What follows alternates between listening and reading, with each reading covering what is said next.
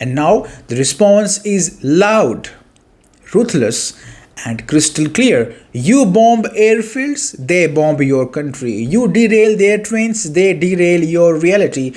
You try to win headlines, they try to win territory. And guess what? Russia plays the long game. While Zelensky goes viral, Russia goes territorial. Hello and welcome to Global News Factory. I'm your host Vikrant Thurdak. Some said the sun never set over Ukraine last night, not because of hope, but because the skies were ablaze, lit up with Russian drones, cruise missiles, ballistic retribution, and one giant geopolitical "I told you so."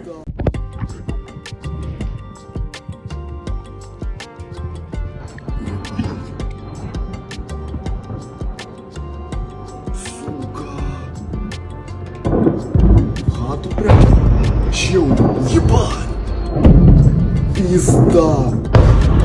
Ебать! From east to west, north to center, Ukraine looked less like a country and more like a live military testing ground. Russia did not just retaliate, it responded with the precision of a surgeon and the rage of a sledgehammer. 6 regions hit, over 400 drones, 44 ballistic and cruise missiles, missiles so loud that even NATO's coffee machine must have vibrated. Zelensky's own statement said almost all of Ukraine came under fire. Now that includes Lviv, Sumy, Chernihiv, Lutsk. The whole chessboard lit up. It was less a counter-strike and more a masterclass in what happens when you poke the bear with NATO's stick.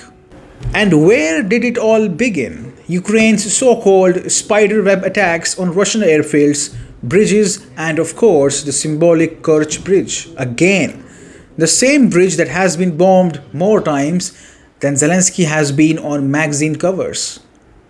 Let's talk casualties. Pro-Ukraine Twitter handles, also known as NATO's keyboard warriors, cried foul, claiming that civilians were targeted.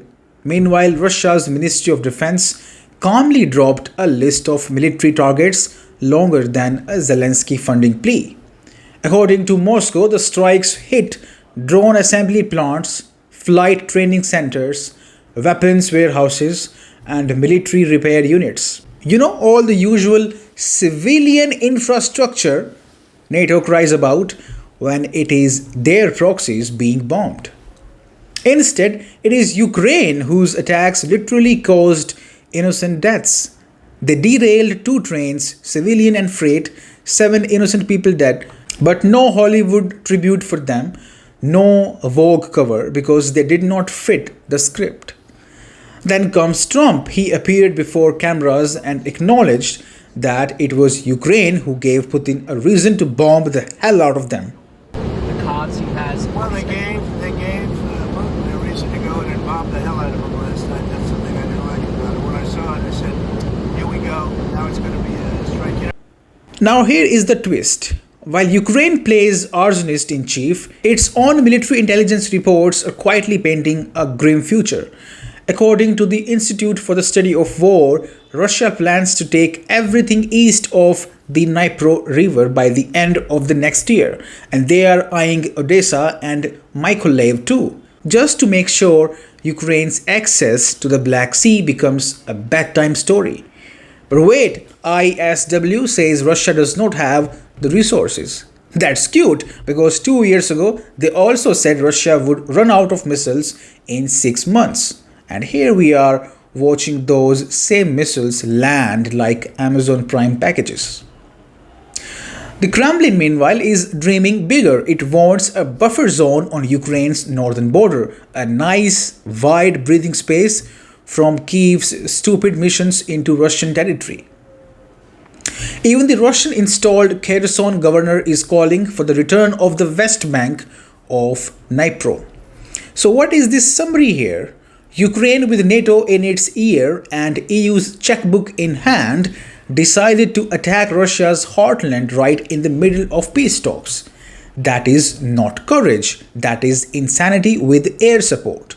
And now the response is loud, ruthless, and crystal clear. You bomb airfields, they bomb your country. You derail their trains, they derail your reality.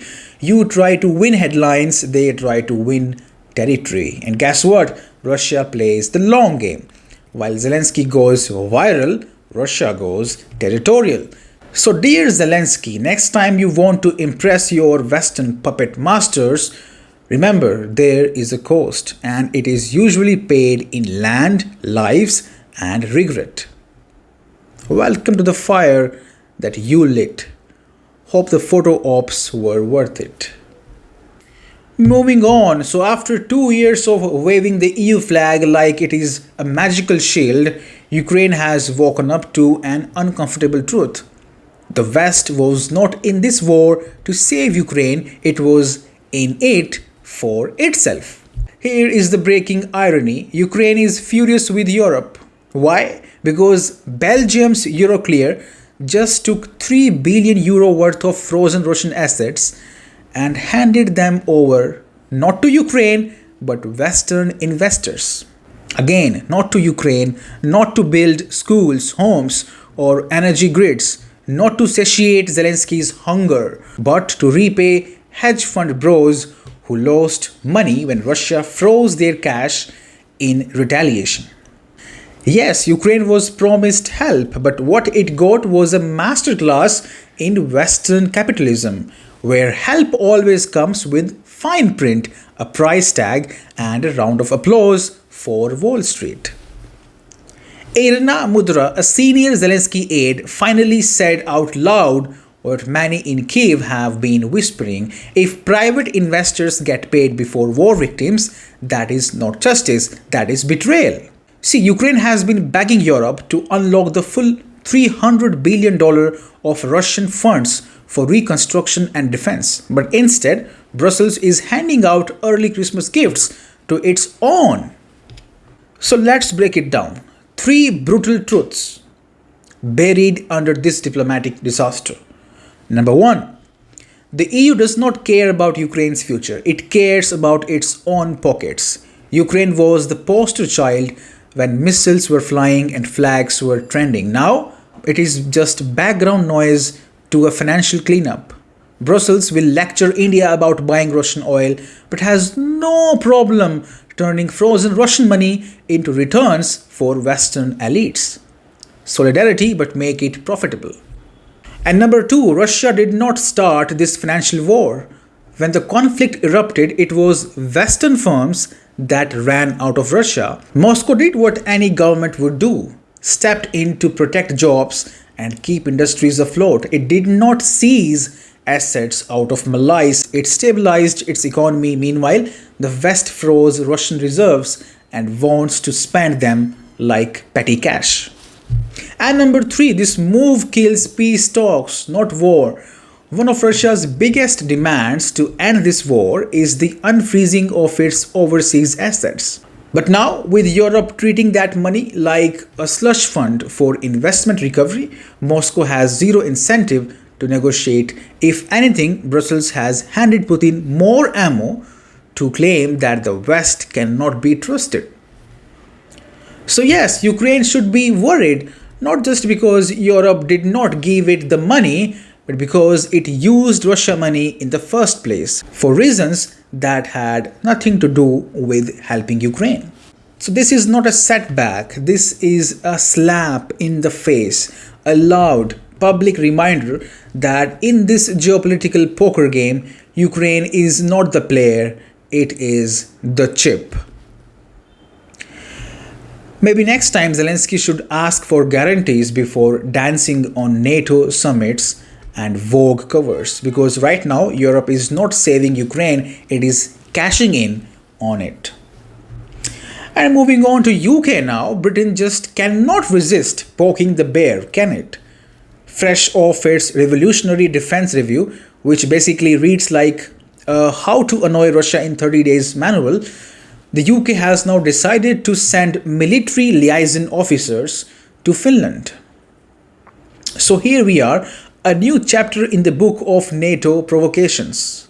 This time, Keir Starmer's Britain is dispatching military officers to Finland to help develop NATO's Forward Land Forces, or the FLF, along the Russian border. Translation: the UK is setting up shop at Russia's front door and daring Moscow to blink. The Ministry of Defense claims this is all part of increasing European security. Right, like inviting more chefs into a burning kitchen. And let's not forget, just last month, UK forces were running around the Arctic Circle in Northern Strike, a NATO military exercise that was about as subtle as a marching band at a funeral. And Finland, who once mastered the delicate art of neutrality, is now flexing muscles it did not even know it had. Ever since it joined NATO, Helsinki seems to think it can go from forest-dwelling calm to frontline swagger overnight.